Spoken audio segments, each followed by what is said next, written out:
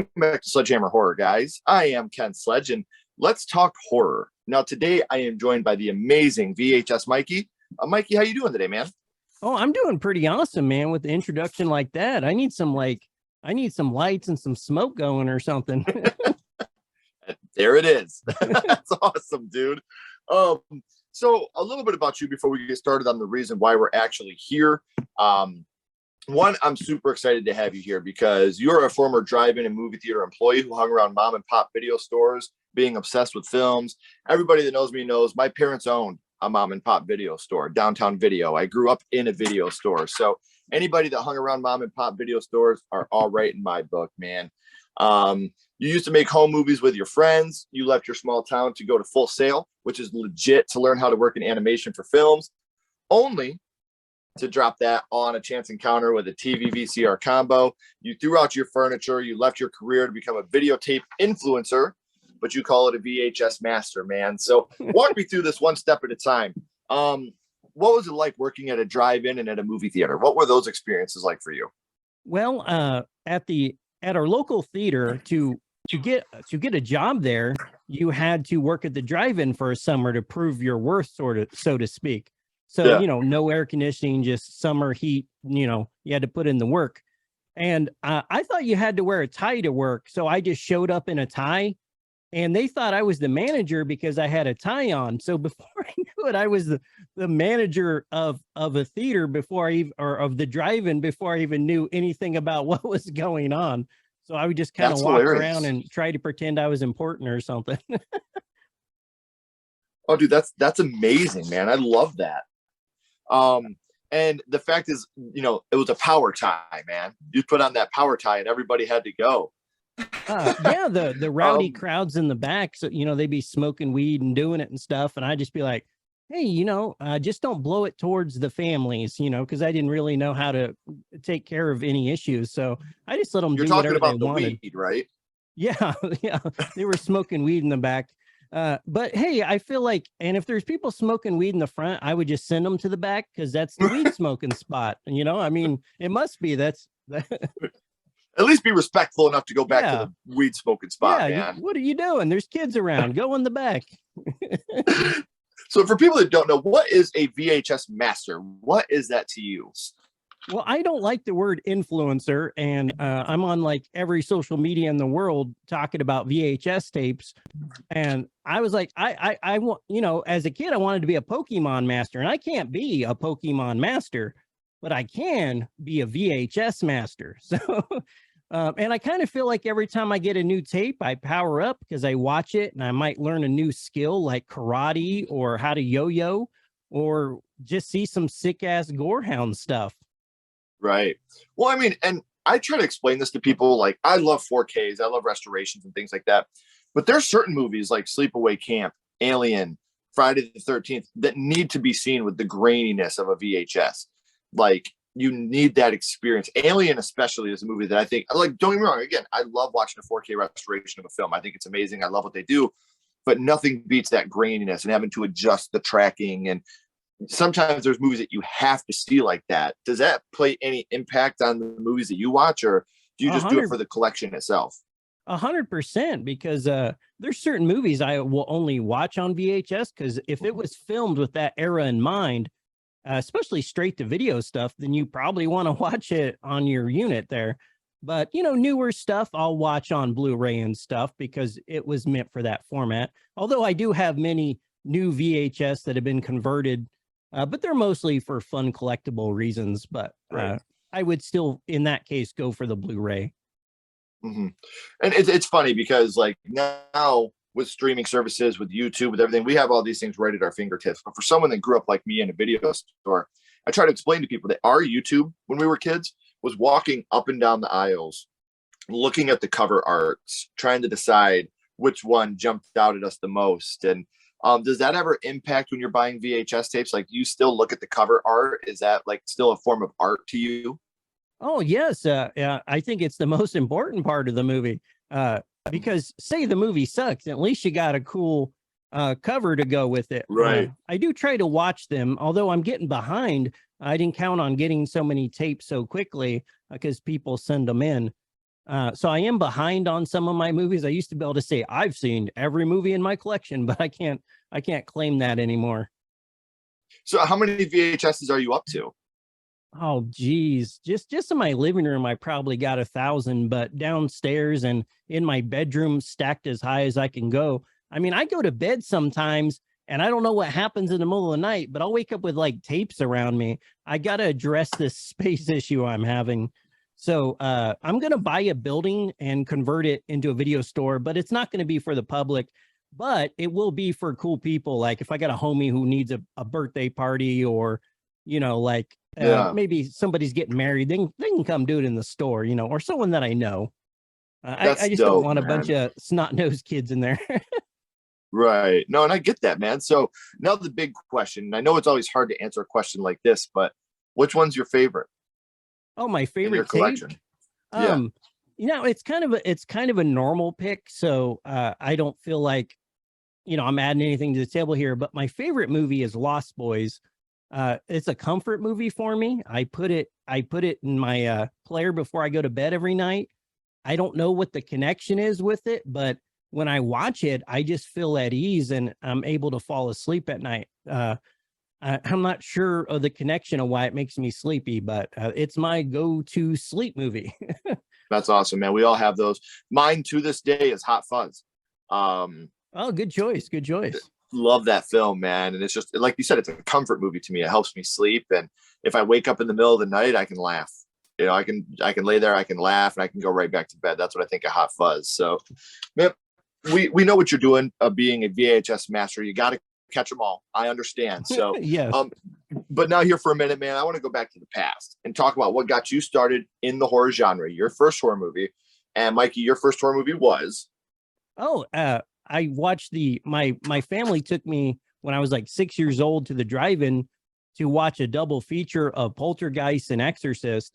And I know those are kind of tame to today's standards, but when you're 6 years old, being in the back of that big old Buick, every shadow in the corner of it, you're watching it like this, and it's making it way scarier.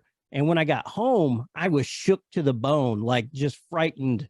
And my parents were like, we can never take him again. And they were surprised when I'm like, when are we going next week? It was like a roller Right. coaster or thrill ride for me.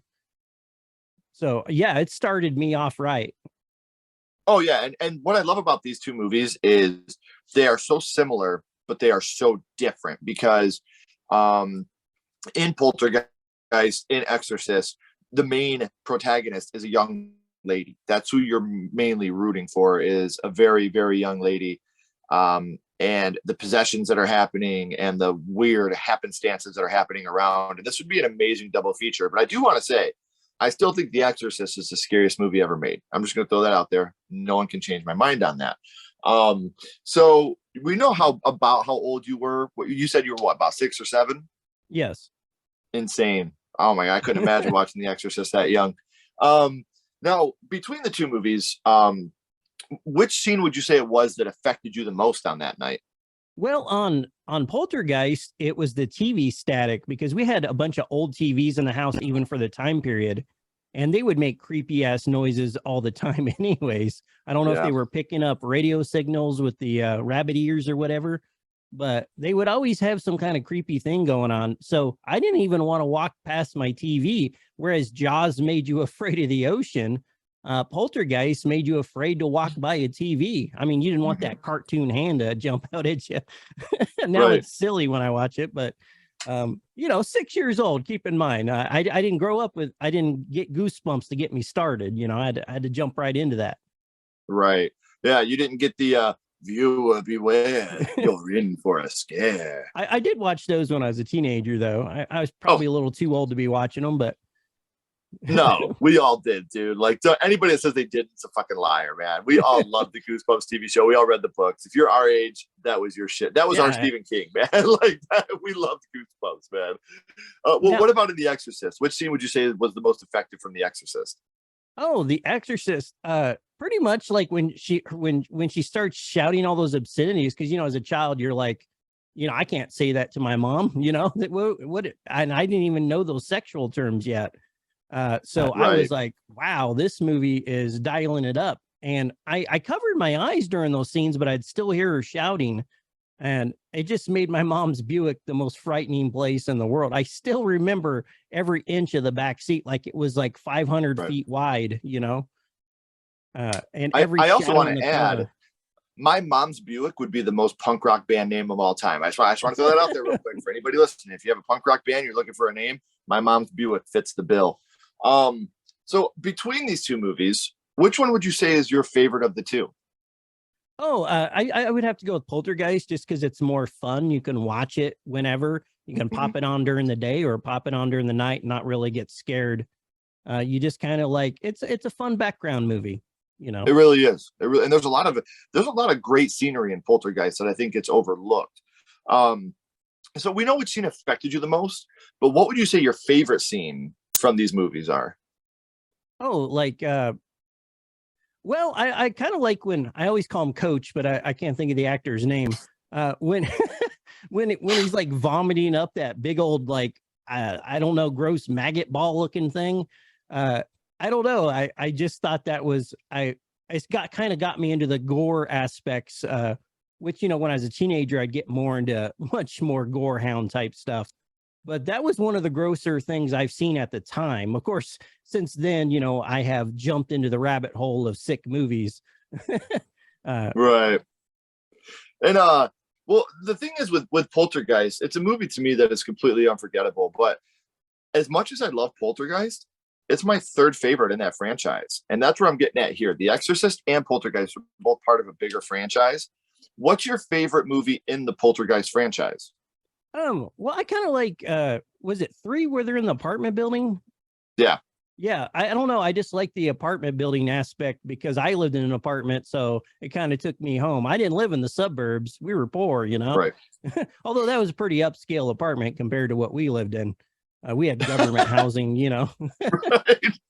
Well, what about The Exorcist? Which is your favorite film in the Exorcist franchise?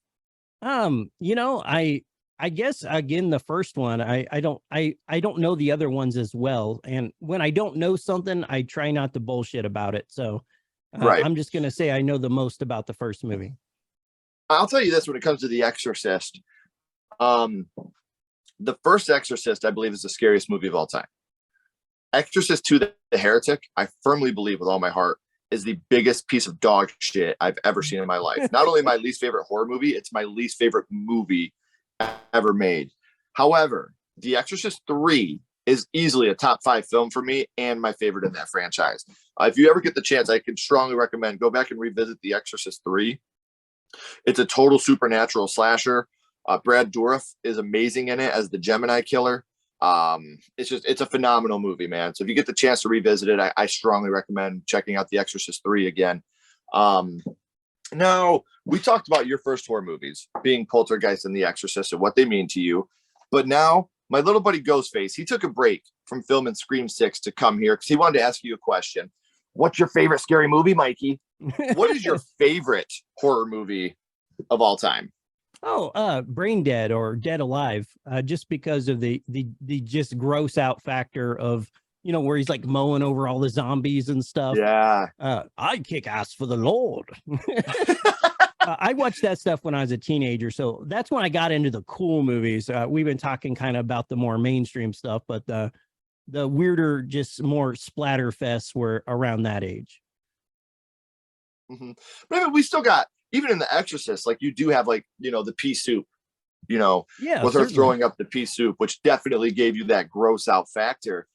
Or even when you have her pissing herself when she's standing in the living room, like we're watching that and we're all like, oh, fucking gross, she's peeing on herself, So, I mean, like the good thing We about all The had that Exorcist, friend. I still have those friends. Your friends that's dying on the couch because he drank too much. Yes. But and not only that, but look at Poltergeist. You also do have the scene where he's eating the chicken and it has the maggots all over it. Like you have that, and then you have the guy ripping his own face off in the mirror. And I will say, Poltergeist is probably the best PG horror movie of all time. Like it's so good, man, because they didn't have the PG-13 rating then, and they didn't give it, they stuck with a PG rating, and I think that's great. But I mean, these movies do, even for being mainstream films, they do still have their gross out factor, at a young starting age that you can get in and watch these movies and get grossed out a little bit. I feel like PG-13 movies now don't have that level of gore at all that even the PG movie did. So I don't know. I feel like we're really losing the gore factor in a lot of these movies. There's a lot of cutaways. So I don't know. I want to see more gore and stuff. Bring it back. We all do, my friend. We all do. So Mikey, I've had an amazing time, man, hanging out with you, talking about your first horror movie, talking about your favorite horror movie and what these movies mean to you. So before I let you go, I always end these with the same question. What we're going to do now is we're going to rank Poltergeist and The Exorcist on a skull count. Now, we're not ranking these movies on acting, production, score, direction, nothing like that. What we're doing here, my friend, is strictly ranking these movies on how much they affected you on your first viewing. So let's start with Poltergeist. 0 skulls being not effective, 5 being extremely effective. You can use half and quarter skulls anywhere in the middle. What would your ranking of Poltergeist be? Oh, a solid 4 at least. And that's a very fair ranking. We're going to be doing a franchise ranking of The Exorcist here soon. Might be already done by the time you guys are watching this, but if it is, go back and watch that and you'll see what this franchise means to me. So now, what about The Exorcist? An adult, sorry, go ahead. No, go ahead. But as an adult, it would be like a 1 or a 2, just because, it doesn't do anything anymore to me. Right. But it's funny how our brains change. Like we watched Poltergeist when we were a kid, and this is the scariest goddamn thing in the world. Like when they walk in and everything's floating around in that room, and then the lady's shaking, drinking her tea because she's so scared. Like that was terrifying when we were kids, So I totally get where you're coming from. But what about The Exorcist? 0 to 5 skulls. What would you rank that one? Oh, 100% 5. If we could go up to 10 on that one. That one had a lasting impact on me. And like I said, to this day, the only movie, and it's funny because I'm 36 years old, and everybody that are repeat viewers are like, God damn it, this movie again. But I'm telling you, man, The Dark and the Wicked, the Shudder original, I thought I was desensitized to horror movies. That movie scared the shit out of me. I watched that movie at like 3 p.m, and it scared the shit out of me, man. It really got me in a couple different parts. So I should have said this right off the beginning, but all of VHS Mikey's social media links, they're all down here in the description, guys. So make sure that you're following him on social media. Make sure you're staying behind everything he's doing because he's an amazing person. I was turned on to his channel and I fell in love. I knew that we had to make this happen. So make sure you're giving him a follow on social media. And until next time, guys, keep talking horror. Stay what you are. And we'll see you guys soon. Later, tapeworms.